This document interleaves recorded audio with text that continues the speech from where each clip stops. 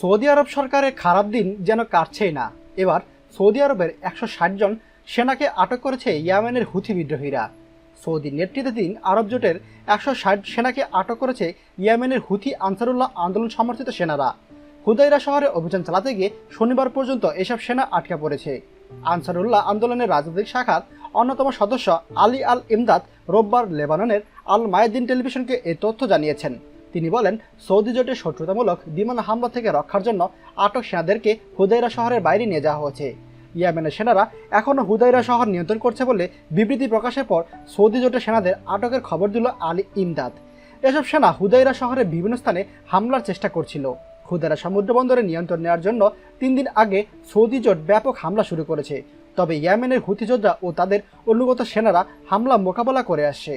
হুদাইরা বিমানবন্দর দখলের বিষয়ে রোববার সৌদি জোট দাবি করলে তা নাকচ করেছে হুথিরা। তবে এই সৌদি আরবে 160 সেনাকে কি করা হবে বা তাদেরকে আদৌ কি মুক্তি দেওয়া হবে কিনা তা এখন পর্যন্ত হুথি বিদ্রোহী থেকে কোনো বিবৃতি প্রকাশ করা হয়নি। এমনকি সৌদি আরবের প্রশাসনও এই সেনাদের থেকে কি আশা করছে সেটা কোনো কিছু বিবৃতিতে প্রকাশ করা হয়নি। সৌদি যুবরাজ মোহাম্মদ বিন সালমান হয়তো খুব শীঘ্রই এ বিষয়ে তার মুখ খুলবেন। আপনাদের এই নিয়ে কার কি মন্তব্য অবশ্যই কমেন্টে জানাতে ভুলবেন না।